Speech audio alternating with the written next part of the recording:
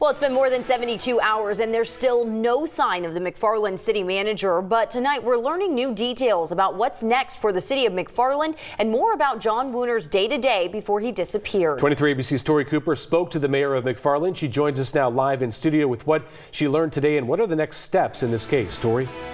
Tim and Jessica, today the Bakersfield Police Department issued this missing person poster on behalf of the McFarland city manager, John Wooner.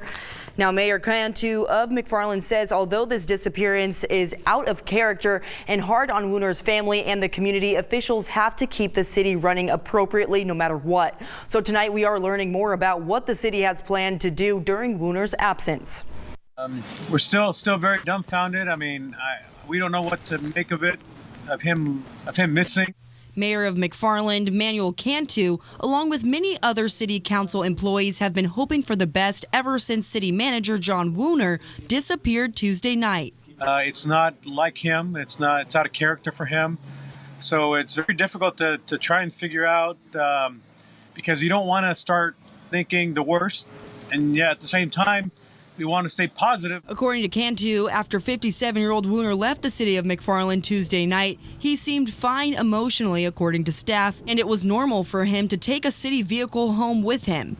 An executive person like him, that is always something. You either give him a car allowance or you provide a vehicle for him. Cantu says Wooner told family members that he was going to stop by the Hillcrest Memorial Park Cemetery to visit his father's gravesite and he would be home after, but he never made it home. According to police, after Wooner's wife reported him missing to authorities, cemetery employees confirmed they saw Wooner in the cemetery in a city vehicle around 5:30 Tuesday evening. But as time goes by, it's very hard to then process, well, what do we do in the meantime? Cantu says even though his staff and directors are equipped to fill the void during Wooner's absence, before he disappeared, he was working on important negotiations for the fire department and the school district.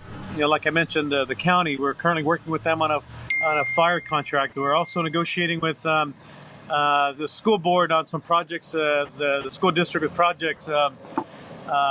Developers, people coming in and wanting to start developing, and other businesses in town that are seeking his input for new development in town. Cantu says even though the city manager job can be stressful, Wooner balanced it well. Running a city, that's not an issue for John. John has done a phenomenal job overcoming many obstacles and odds as it relates to his management. Cantu says Wooner is an instrumental core keeping the city of McFarland up and running. Cantu says they owe it to him and his family to wait for him to safely return home, and they will not be looking for an interim replacement unless they have to. It could be several weeks. I don't want to believe it would extend beyond a month. We really don't know. We're hoping to know as soon as possible that he is home and he's safe.